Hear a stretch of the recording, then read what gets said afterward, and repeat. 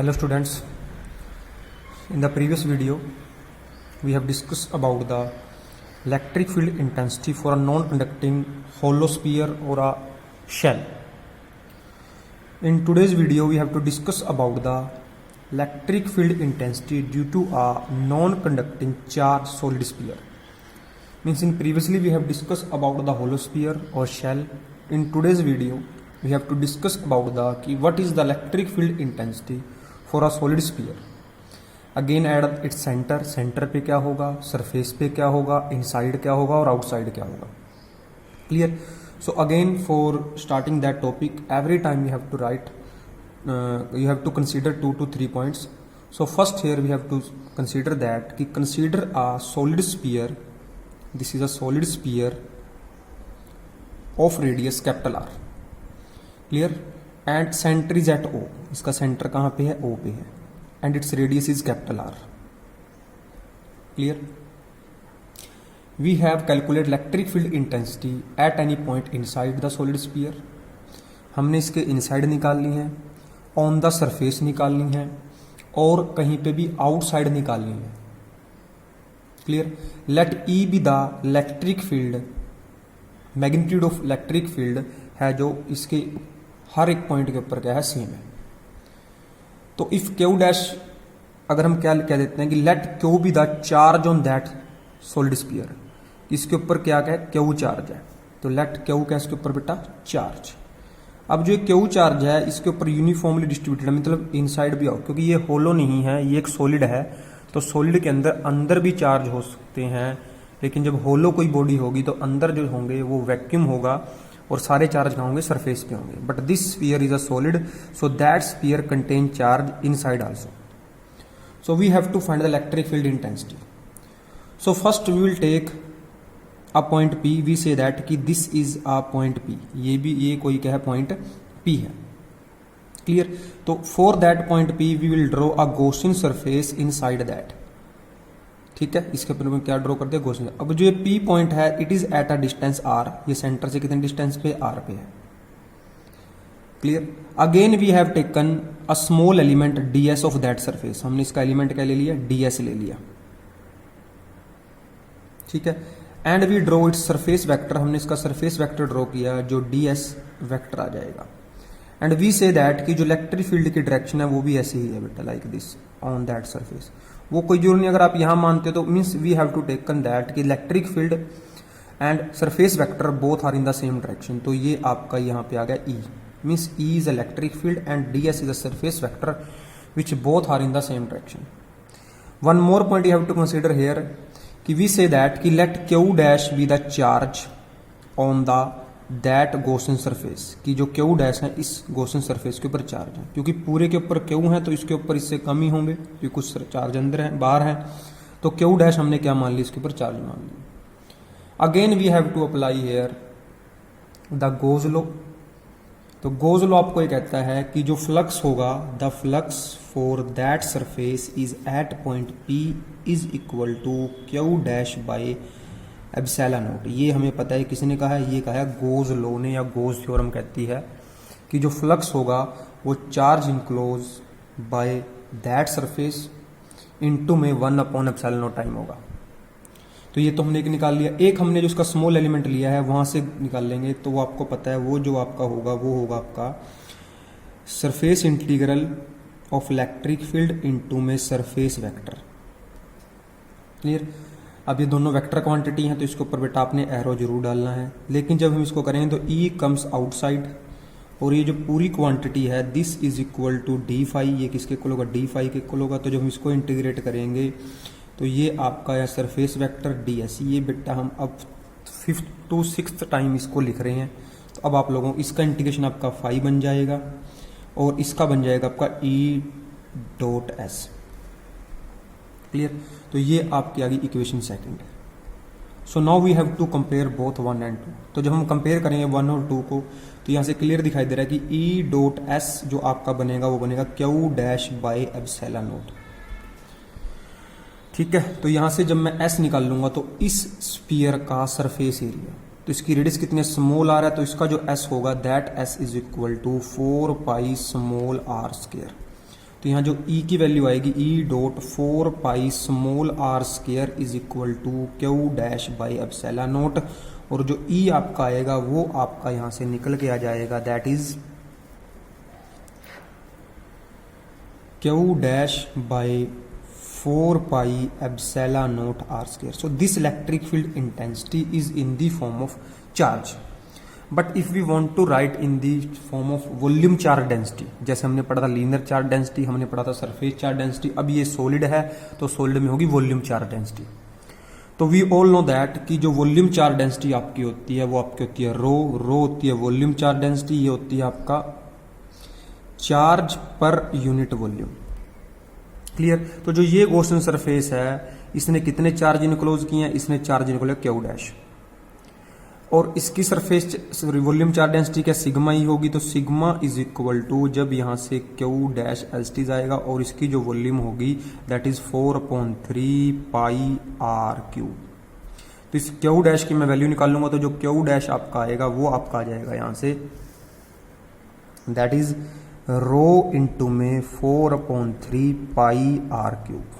So this Q dash value which is in the form of volume charge density we have to put in this equation. तो यहाँ पे बन जाएगा E is equal to Q की जगह हम put कर दें यहाँ पे रो इंटू में 4/3 pi are cube divide by 4 pi epsilon naught are square. जो जो कटता है उसको हमने काट देना है. तो यहाँ से जो अपनी टर्म कैंसिल हो रही है, सबसे पहले आपका यहाँ पे 4 पाई के साथ ये 4 पाई आपका कैंसिल हो जाएगा, ये आर स्क्वायर था, यहाँ पे आपका आ जाएगा आर क्यूब के साथ ये. तो the final result comes out to be E is equal to rho r divide by 3 epsilon naught. ठीक है, ये आ गया अपना. तो ये आ गया E आपका. तो अब इससे आप क्या ऑब्जर्व कर रहे हैं, इससे हम ये ऑब्जर्व कर रहे हैं कि ये आपका एप्सिलॉन भी कांस्टेंट है और जो वॉल्यूम चार्ज डेंसिटी है वो भी आपकी कांस्टेंट है. The E is directly proportional to R. कहाँ के लिए, दैट इज फॉर इनसाइड. किसके लिए बेटा, इनसाइड के लिए. तो इनसाइड जो E है वो डायरेक्टली प्रोपोर्शनल होगी किसके, R की. अब नेक्स्ट हमने यहाँ पे क्या करना है, नेक्स्ट इसके बाद हम क्या करेंगे, if you want to plot the graph between E and R. तो आपको पता है ये E है, अगर यहाँ पे ये R है और अगर ये E है, तो इन साइड के लिए दोनों एक दूसरे के डायरेक्टली तो ग्राफ आएगा स्ट्रेट लाइन. तो ये ग्राफ किसके लिए, ये है इनसाइड द सॉलिड स्फीयर. किसी भी सॉलिड स्फीयर के लिए जो इलेक्ट्रिक फील्ड इंटेंसिटी होगी वो डायरेक्टली प्रोपोर्शनल होगी. तो जो ये हमने टॉपिक किया है ये हमने निकाली है electric field intensity for inside. Clear. अब इनसाइड के बाद हम चलते हैं एट द सेंटर. क्लियर. तो अगर मैं लिखता हूं एट दी सेंटर, तो eight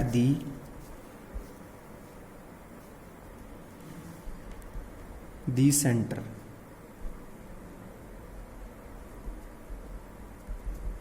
so we all know that at the centre जो R है वो 0 के इक्वल है.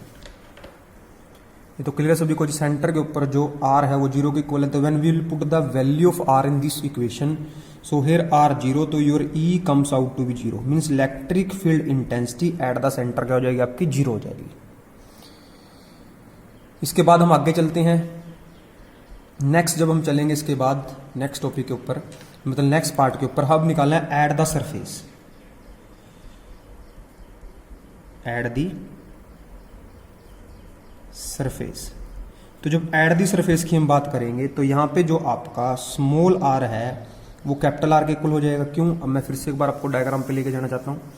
ये डायग्राम को ध्यान से देखना आप लोगों ने कि ये R पहले इनसाइड था. जब हम सरफेस के ऊपर पहुंचेंगे, मीन्स इस पॉइंट के ऊपर जो ये स्मॉल r है और ये मतलब यहाँ पे एक एलिमेंट ले लिया जिसका डिस्टेंस स्मॉल r है, स्मॉल r किसके इक्वल है, कैपिटल R के इक्वल है. तो जो आपका पॉइंट बनेगा वो आपका पॉइंट यहाँ से जो बनेगा that is R is equal to R, और जो आपकी इक्वेशन बन जाएगी वो बन जाएगी E is equal to sigma capital R divide by 3 epsilon naught. ठीक है. और अब अगर हम आउटसाइड जाते हैं, कहाँ जाएंगे बेटा अपन, आउटसाइड. तो आउटसाइड के लिए आपका डेरिवेशन क्या होगा, वो पीछे जो हमने किया था वैसे ही करेंगे. ठीक है, उसको मैं फिर से ड्राइव करता हूँ. फिर से मैंने क्या किया, यहाँ पे एक गॉसियन, पहले मैंने सॉलिड स्फीयर ले लिया जिसकी रेडियस कितनी है, कैपिटल R है. क्लियर. मैंने ये पॉइंट P ले लिया क्लियर। इस पॉइंट P के लिए क्या ड्रॉ करेंगे हम, we will draw the Gaussian surface, clear. और ये P पॉइंट का जो डिस्टेंस है वो कितना है, स्मॉल r है। यहाँ पे स्मॉल एलिमेंट ले लिया जो कितना होगा बेटा, ds होगा। इसका सरफेस वेक्टर क्या हो जाएगा, ds वेक्टर हो जाएगा। And E is also in that direction, तो ये दोनों की डायरेक्शन होगी सेम। तो E और ds दोनों क्या हैं आपके, ये दोनों सेम डायरेक्शन में है। तो जब आप आउटसाइड देखेंगे तो ये हमने कंसीडर कर लिया था यहाँ तक, ये स्मॉल एलिमेंट ds है। E और ds दोनों वेक्टर सेम डायरेक्शन में है। तो अब यहाँ पे इलेक्ट्रिक फील्ड निकाल लेंगे। तो अगर इस सरफेस ने क्यू चार्ज इनक्लोज किया था, मतलब इस सरफेस के ऊपर चार्ज क्यू था, तो जो गॉसियन सरफेस ने कितने चार्ज इनक्लोज किया, क्यू चार्ज इनक्लोज किए। जैसे पिछले केस में आपका जो गॉसियन सरफेस ने क्यू डैश चार्ज इनक्लोज किए थे। तो एक तो आपका सीधा फ्लक्स निकलेगा, आपको पता ही है फ्लक्स की डेफिनेशन से, that is Q by epsilon naught. ये इक्वेशन 1 बन गई। दूसरा फिर से आपका होगा डी फाई, सेम टॉपिक है बेटा जो हमने पीछे किया था। तो ये आपका ईडीएस कोस थीटा, कोस को हमेशा 0 लेना अपन, दोनों साइड इंटीग्रेट कर देंगे, इसका सरफेस इंटीग्रल होगा एस। तो ये फ्लक्स फाई बन जाएगा, ई एस टी रहेगा, अंदर डी एस आ जाएगा, डी एस का एस बन जाएगा, तो ये ई एस आ जाएगा बेटा। तो दोनों फिर ये इक्वेशन 2 थी और इक्वेशन 1 थी, दोनों को हमने क्या करना है, कंपेयर करना है। जब दोनों को हम कंपेयर करेंगे तो यहाँ से क्या होगा, E dot S is equal to Q by epsilon naught. तो ई डॉट एस आपका क्या है, क्यू बाय एप्सिलॉन नॉट है। उसके बाद यहाँ पे जब हम देखेंगे नेक्स्ट, यहाँ पे दोनों की वैल्यू, एस की वैल्यू पुट करेंगे, फिर से क्या इस गॉसियन सरफेस का सरफेस एरिया पुट करेंगे जो किसके इक्वल होगा, 4 पाई आर स्क्वायर के इक्वल होगा, that is surface area of that Gaussian surface. तो इसको यहाँ पुट करेंगे तो ई की वैल्यू जो आएगी वो आएगी अपनी Q by 4 pi epsilon naught are square. तो जो आउटसाइड हम देखते हैं जो ई की रिलेशन है वो inversely proportional to r square.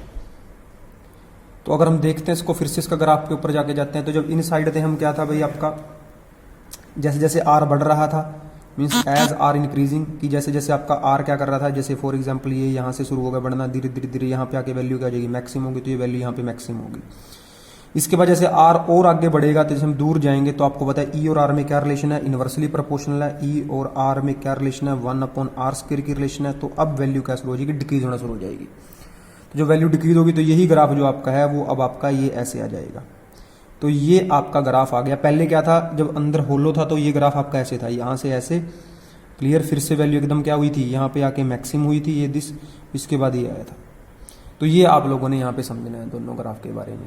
तो अब मैं फिर से बताऊँ होलो के लिए ग्राफ क्या होगा, होलो का ग्राफ ऐसा होगा बेटा, ये यहाँ से इनसाइड के लिए, फिर यहाँ पे क्या होगा मैक्सिमम, फिर इसके बाद ये ग्राफ ऐसे। तो इसको हम ऐसे डॉटेड शो कर देते हैं, ये सरफेस पे पहुंच गए हम। ये किसका था, ये था होलो, क्लियर। और सॉलिड के केस में जब आप ग्राफ प्लॉट करेंगे तो सॉलिड का जो ग्राफ होगा इनसाइड के लिए डायरेक्टली प्रोपोर्शनल होगा, यहाँ पे सरफेस पे पहुंचेंगे तो क्या होगा maximum, after that the value start decreasing, तो ये डिक्रीज होना शुरू हो जाएगी। तो ये ई और आर की वेरिएशन थी। ये आपका टॉपिक था electric field intensity for a solid hollow sphere carrying a solid sphere carrying a charge. तो इस टॉपिक को ध्यान से देखना है। इसके बाद फिर आपने इसको अपना फेयर करना है, फेयर करने के बाद इसको आप लोगों ने सबमिट करवाना है। तो ये आज के लिए वीडियो थी, ठीक है। कल मिलते हैं नेक्स्ट वीडियो के साथ।